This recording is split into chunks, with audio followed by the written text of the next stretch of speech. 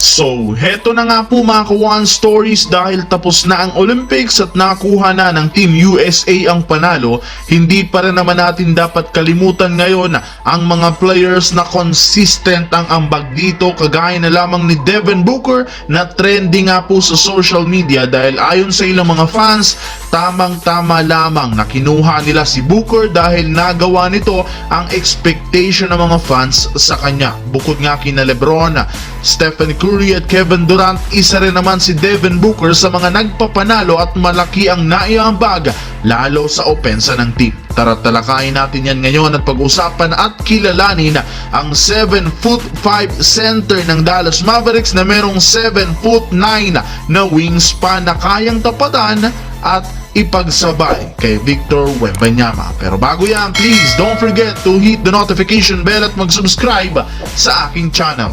Sa kabila nga po mga idol ng pagkakaroon ng Dallas Mavericks ng dalawang big man na sina Daniel Gafford at ang kanilang sophomore center na si Dereck Lively II, hindi pa rin naman sila tapos sa pagpapalakas ng frontcourt. Sa katunayan, kinuha at pinapirma na rin naman nga po nila ngayong off-season ng 1-year deal ang pinakamatangkad na player sa 2024 NBA draft class na si Jamarion Sharp na merong taas na 7'5" at merong 7'9" na wingspan. Napakahaba nito mga One Stories, bagamat naging undrafted ito ngayong taon, nagka-interes pa rin naman sa kanyang serbisyo ang Dallas Mavericks matapos itong magkaroon ng magandang performance sa Summer League sa pag-average niya ng 3 points per game, 4.6 rebounds at 3 blocks a game. Nagkaroon rin naman ito ng kabuang 13 blocks sa Summer League na siyang pumapangalawa sa may pinakamaraming nagawang blocks sa kompetisyon. Ngunit kahit man mas matangkad si Jamarion Sharp ng 1 inch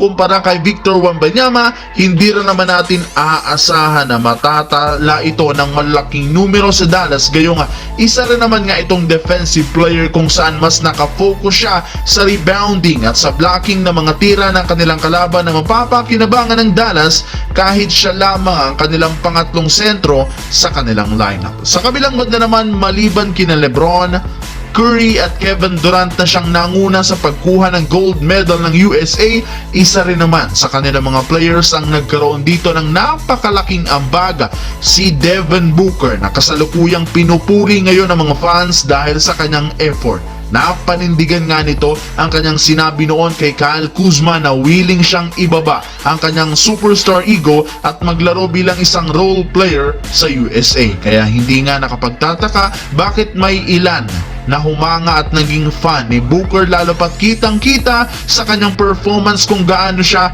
ka-unselfish na maglaro sa katatapos na lang na Olympics. Ayon nga po kay Coach Steve Kerr, napaka-incredible na player si Booker, gayong ginagawa nga nito ang ilang mga maliliit na bagay sa USA para manalo.